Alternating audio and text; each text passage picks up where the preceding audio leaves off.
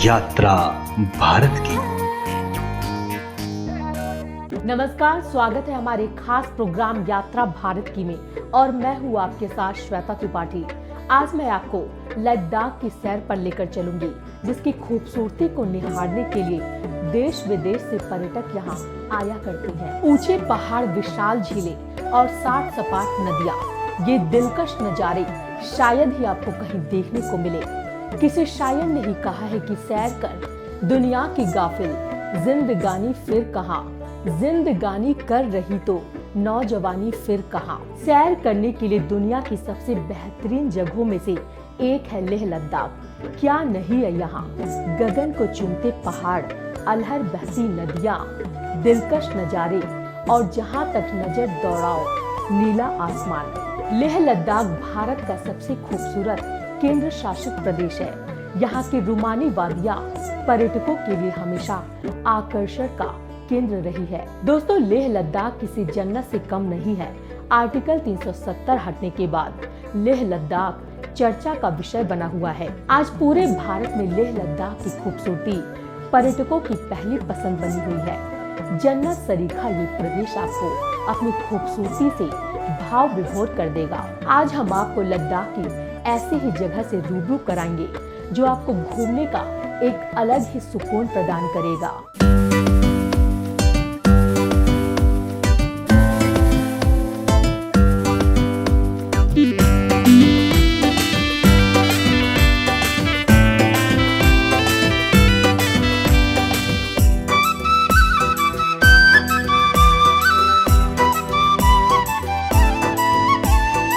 बर्फ से चमकते पहाड़, भूरे बंजर, पत्थरों से पटी विशालकाय पर्वत श्रृंखलाएं, पर्वतों के बीच ये बेहद खूबसूरत घाटियाँ, कल कल बहते ठंडे पहाड़ी झरने और पठार में बहती ये खूबसूरत झील, कुदरत के खूबसूरत कारीगरी और हैरान कर देने वाली सुंदरता। जी हाँ, अद्भुत, अविस्मरणीय, अप्रतिम और सौंदर्य से भरपूर इतने सारी विविधताओं को अपने विशाल आंचल में समेटे ये क्षेत्र है भारत का सुदूर उत्तरी इलाका लद्दाख। हिमालय की गोद और सिंधु नदी की आंचल में समुद्री सतह से 10,000 फीट से भी ऊंचाई का ये इलाका विदेशी सैलानियों की भी सबसे पसंदीदा जगहों में से एक है। साल भर सर्द मौसम से घिरा रहने वाला लद्दाख अपनी खूबसूरती से किसी का भी मन मोह ले।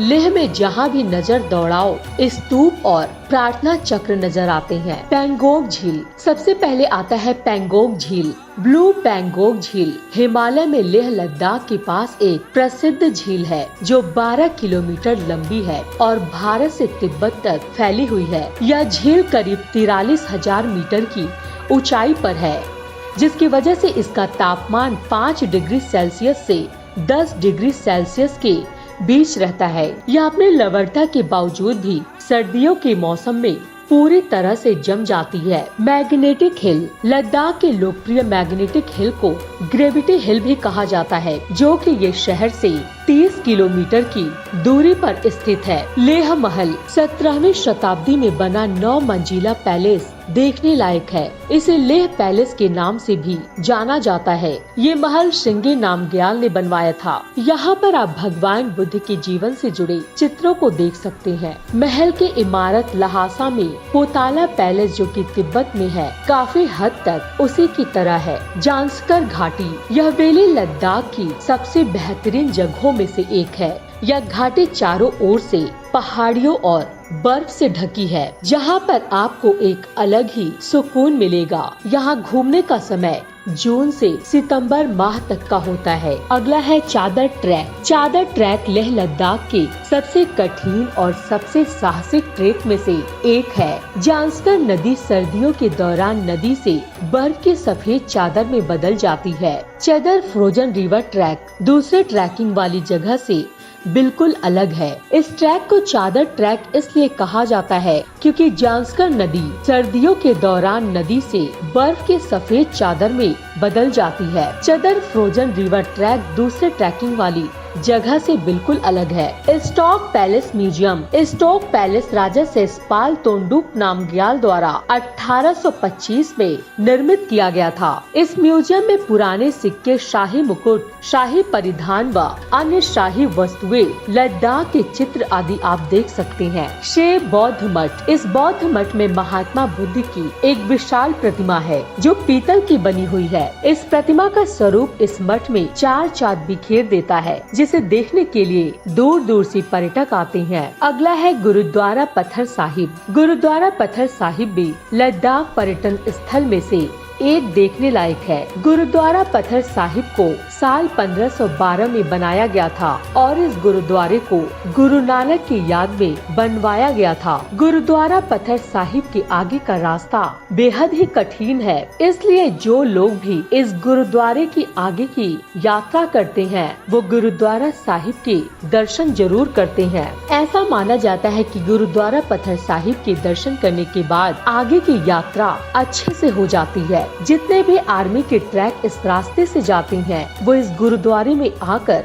दर्शन जरूर करते हैं। शांति स्तूप। शांति स्तूप को लेह में एक प्रमुख पर्यटन स्थल माना जाता है, जो समुद्र तल से 4267 मीटर की ऊंचाई और सड़क मार्ग से 5 किलोमीटर की दूरी पर है। लेह लद्दाख की मशहूर स्थलों में से एक शांति स्तूप यहाँ का एक प्रमुख धार्मिक स्थल है, जो एक बौद्ध सफेद गुम्बद वाला स्तूप है। शांति स्तूप का निर्माण एक जापानी बौद्ध भिक्षु ग्योमेयो नाकामुरा द्वारा किया गया था और 14वें दलाई लामा द्वारा खुद को विस्थापित किया गया था। आप लेह शहर से 500 सीढ़ियाँ चढ़कर इस स्तूप तक पहुँच सकते हैं। यह स्तूप अपने आधार पर बुद्ध के अवशेष रखता है और यहाँ के आसपास के परिदृश्य का मनोरम दृश्य प्रदान करता है। फुगताल मठ। फुगताल या फुगताल मठ एक अलग मठ है जो लद्दाख में जांस्कर क्षेत्र के दक्षिणी और पूर्वी भाग में स्थित है। यह उन उपदेशकों और विद्वानों की जगह है जो प्राचीन काल में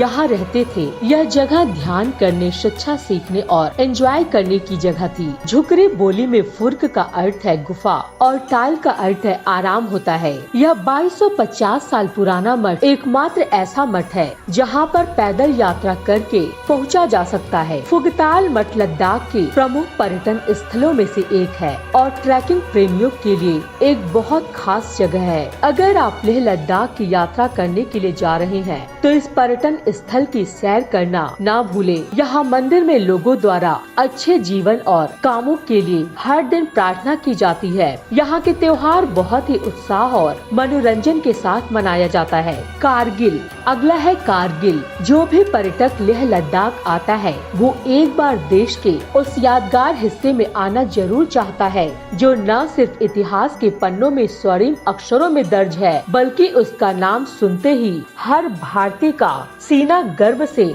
चौड़ा हो जाता है। जी हाँ, हम बात कर रहे हैं कारगिल की, जो कि कारगिल नियंत्रण रेखा के पास पाकिस्तान प्रशासित कश्मीर के बाल्टिस्तान के पश्चिम और दक्षिण में कश्मीर घाटी के पास स्थित है। कारगिल 1999 में भारत और पाकिस्तान के बीच संघर्ष का केंद्र था। इसके अलावा भी लेह लद्दाख में कई सारी घूमने के लिए जगह हैं, जैसे लेह मार्केट, जहां से आप मशहूर पश्मीना शाल और लेह लद्दाख की परंपराओं से जुड़ी कई तरह की कलाकृतियां आदि की खरीदारी कर सकते हैं। इसके अलावा यहाँ आने वाला तकरीबन हर शख्स राफ्टिंग, माउंटेन बाइकिंग, ट्रैकिंग आदि का लुत्फ जरूर उठाता है। इसके अलावा तोसो कर झील, तोसो मोरिरी झील और सबसे मशहूर रोहतांग पास पर भी लोग घूमने जाया करते हैं। लद्दाख के लोगों का लाइफस्टाइल। यहाँ के लोग अपने कल्चर से बहुत ही प्यार करते हैं, चाहे डेली रूटीन हो या फिर कोई फेस्टिवल,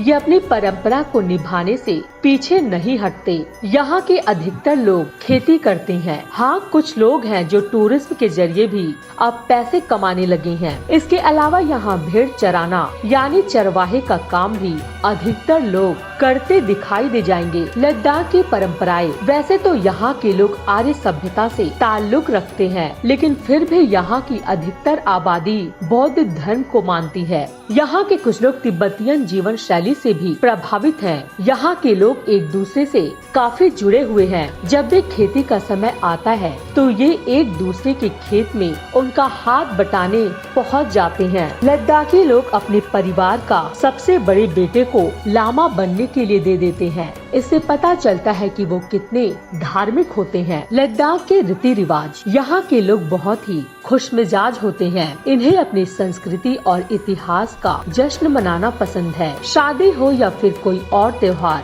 ये लोग उसे अपने पुराने रिवाजों के अनुसार ही मनाते हैं। इनका पसंदीदा खेल पोलो है, मगर अब कुछ लोग नए जमाने के हिसाब से फुटबॉल और क्रिकेट भी खेलने लगे हैं। पारंपरिक गीत, संगीत और लोक नृत्य।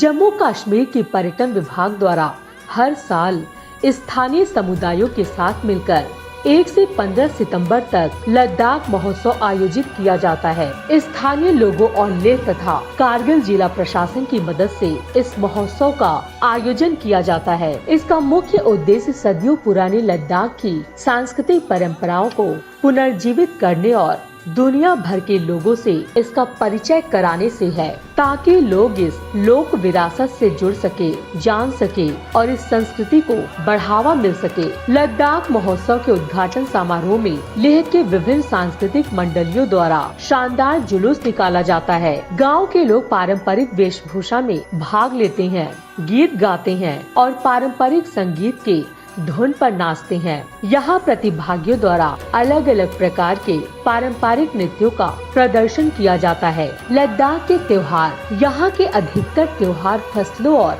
धर्म से संबंधित हैं। पहाड़ों पर मिलने वाले फेमस फूड जैसे थुपका, मोमो, सकू और थेन तुक यहाँ लगभग हर घर में बनाए जाते हैं। इसके अलावा वहाँ की पारंपरिक बटर टी और पाबा भी बड़े चाव से खाए और बनाए जाते हैं। लद्दाख में लद्दाखी, बाल्टी, तिब्बतियन और उर्दू भाषा बोली जाती है। आम लोग अधिकतर लद्दाखी भाषा में संवाद करना पसंद करते हैं। ये रहे वहाँ इस्तेमाल होने वाले कुछ कॉमन ग्रीटिंग्स है। लद्दाख में पुरुष सामान्य तौर पर गौचा नाम की एक लंबी ऊनी पोशाक पहनते हैं। महिलाएं भी एक लंबी ड्रेस पहनती है, जिसे कंटोप और बोक कहा जाता है। पेरॉक नाम की एक लंबी टोपी पहने हुए भी लोग आपको दिखाई दे जाएंगे।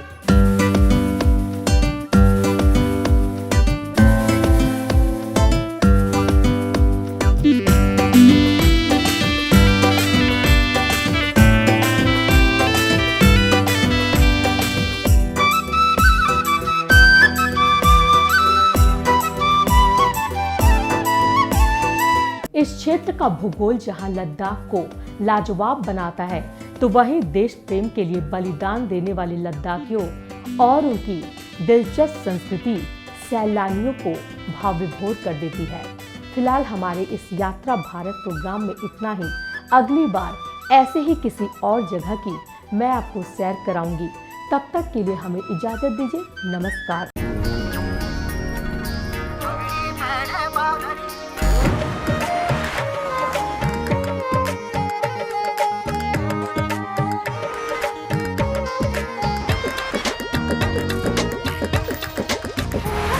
यात्रा भारत की।